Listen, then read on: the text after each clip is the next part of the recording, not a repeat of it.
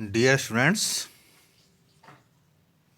मैं doctor Naresh Kumar Agarwal, associate professor, department of ABST, government girls college Chomu.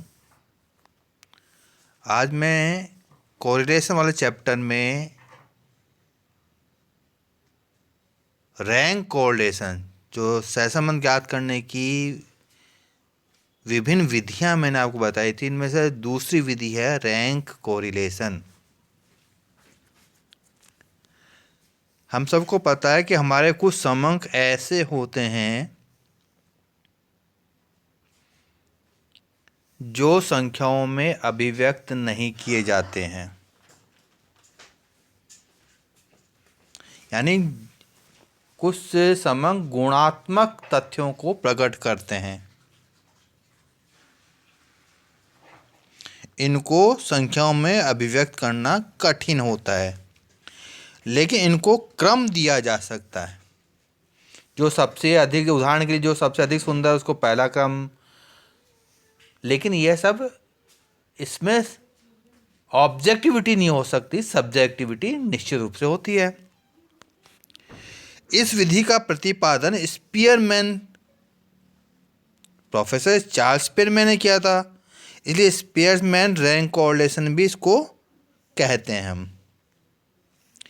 इस विधि में सहसंबंध ज्ञात करने के लिए सबसे पहले हमें जो दो संबंधित श्रेणियां दी गई हैं, उन संबंधित श्रेणियों के समंकों को हम क्रम प्रदान करते हैं, रैंक। जैसे सबसे अधिक संख्या वाली समंक को हम पहला रैंक, उससे कम वाले को दूसरा रैंक, और इसी क्रम में आखिरी समंक तक हम रैंक प्रदान करेंगे। ये काम दोनों संबंधित श्रेणियों के लिए करेंगे। एक को बोलेंगे रैंक 1 जो X श्रेणी के लिए होगा, दूसरे बोले रैंक Y जो Y श्रेणी के लिए होगा, या इनको R1 और R2 के नाम से भी जान सकते हैं हम। अब हम क्या करेंगे, यदि हमारे पास में दो समान संख्या आ गई, अब क्या करें, दो समान संख्या आ गई तो उनको रैंक कैसे दें हम? समान संख्या होने पर हम औसत रैंक देंगे, एवरेज रैंक। जैसे सबसे बड़ी संख्या 100 है, इसको हमने पहला रैंक दे दिया। उससे छोटी संख्या 80, ये 2 बार आई हुई है। अब 2 बार आई हुई रैंक कौन सा देंगे? तो दोनों 80 संख्याओं को औसत रैंक 2 और 3 अलग अलग होती, 2 और 3 देते हम। 2, 3 का औसत निकालेंगे 2.5, तो दोनों 80 जो अंक लिखे हुए हैं वहां पर 2.5 देंगे।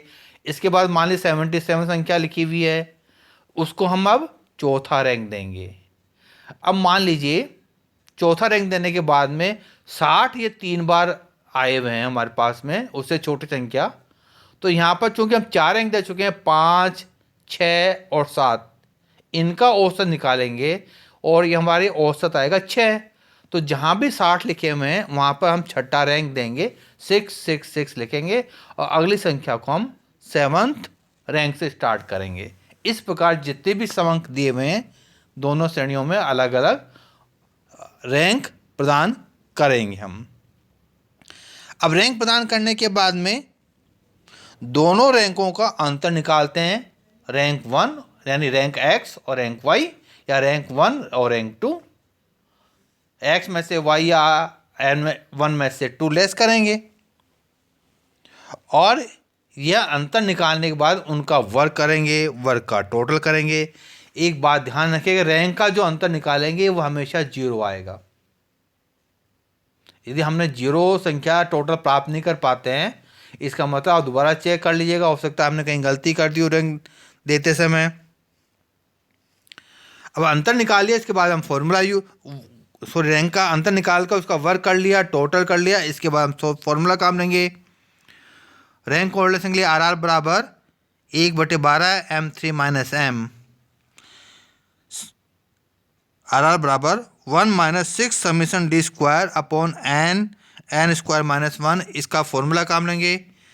1 - 6 summation D square upon N bracket में एन स्क्वायर माइनस 1, या एन को एन स्क्वायर से गुणा करने पर एन की पावर 3 माइनस एन भी हम लिख सकते हैं, लेकिन सामान्यतः एन ब्रैकेट में एन स्क्वायर माइनस 1 इसका प्रयोग करते हैं हम।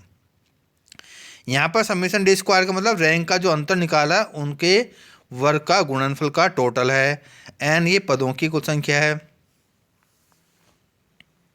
मान लीजिए अब समान अंक आ गए तो हम इस फॉर्मूले में संशोधन करेंगे, फॉर्मूला थोड़ा आगे बढ़ाएंगे और जितनी बार औसत अंक दिए हैं उसके लिए फॉर्मूला काम रहेंगे। जैसे हमने फॉर्मूला लिखा है 1 minus 6 summation D square plus 1/12 m3 minus m। यदि हमने 2 बार औसत क्रम दिए हैं तो वापस लिखिएगा प्लस 1/12 m3 माइनस m। यहाँ पर m का मतलब है हमने औसत क्रम कितनी संख्याओं को दिए, 2 को दिया है तो m का मतलब 2 होगा। 3 संख्याओं को औसत क्रम दिया है तो m का मतलब 3 होगा।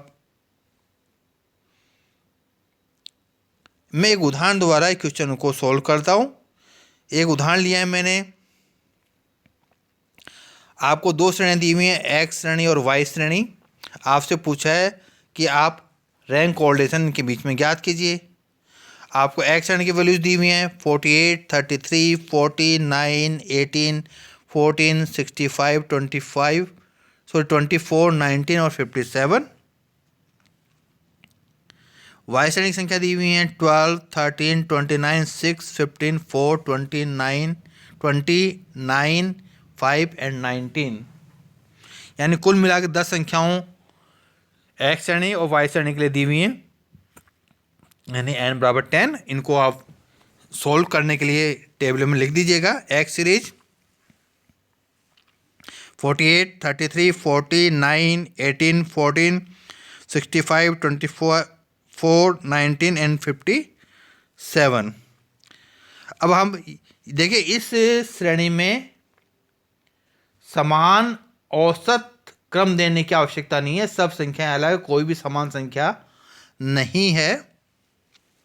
तो आप रैंक दे दीजिएगा। सबसे बड़ी संख्या 65, इसको पहला रैंक देंगे। 57 इसको दूसरा रैंक देंगे। 48 इसको तीसरा रैंक देंगे। 40 इसको चौथा रैंक देंगे। 33 इसको पांचवा रैंक देंगे। 24 इसको छठा रैंक देंगे। 19 इसको सातवां रैंक देंगे। 18 इसको आठवां रैंक देंगे। 14 इसको नौवां रैंक देंगे। और सबसे छोटी संख्या 9 दी हुई है, इसको 10वां रैंक दीजिएगा। यही काम वाई सीरीज के लिए कीजिएगा। वाई सीरीज की वैल्यू लिख दीजिएगा 12, 13, 29, 6, 15, 4, 29, 5 एंड 19। सबसे बड़ी संख्या यहाँ पर दी हुई है हमको 29, इसको पहला रैंक दीजिएगा। उसे छोटी संख्या दी हुई हमको 20, इसको दूसरा रैंक दीजिएगा। 19 को तीसरा रैंक। 15 को चौथा रैंक। 13 को पांचवा रैंक।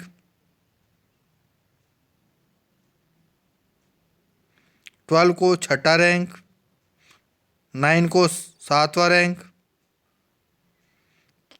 6 को आठवां रैंक। 9 को सातवां रैंक।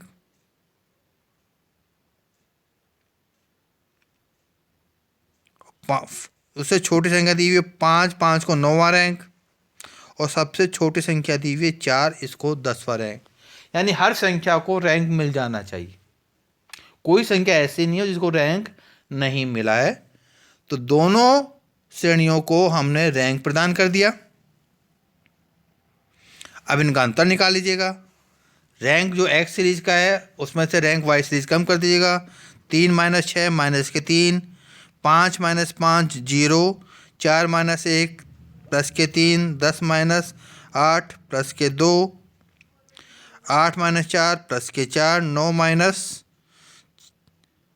10 माइनस के 1, 1 minus 2 minus 1, 6 minus 7 minus 1, 7 minus 9 minus के 2, 2 माइनस 3 माइनस 1। अब देखिए माइनस की संख्या -3, -1, 4, 5, 6, 8 और 9।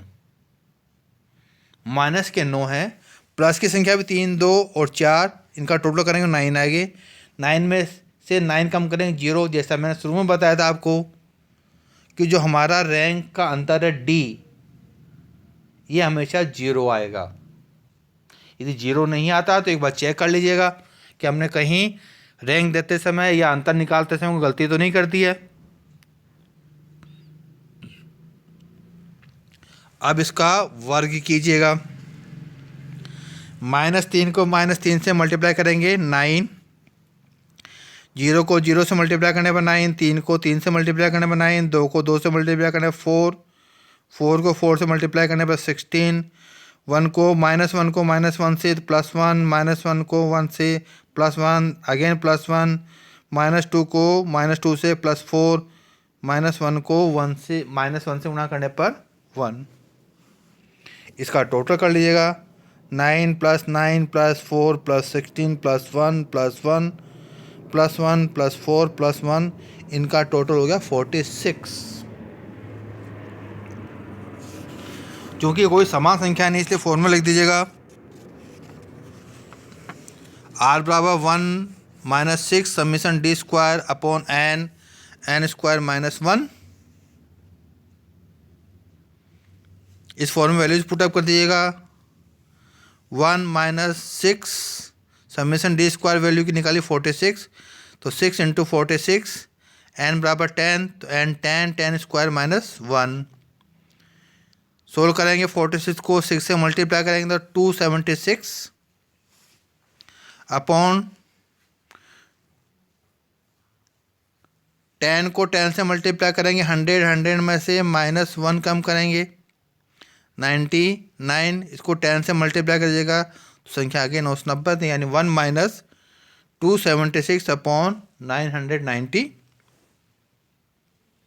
276 को डिवाइड कर दीजिएगा 990 से,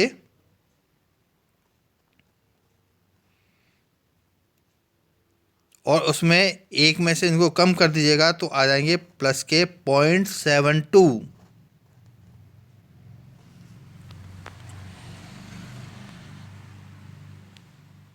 प्लस के 72, ये हमारा आंसर होगा रैंक कोरिलेशन का।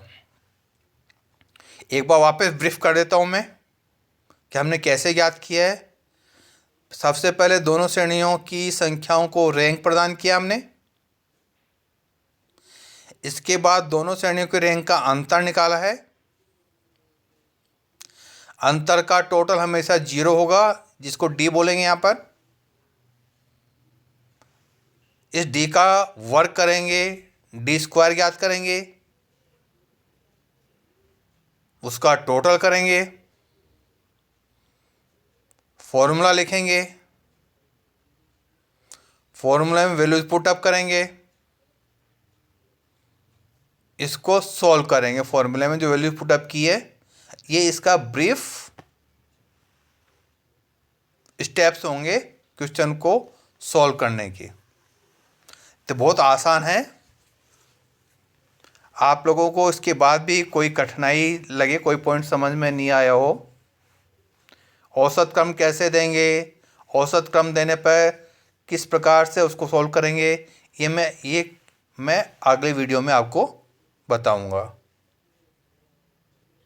तो स्टूडेंट्स, आपको कभी भी किसी भी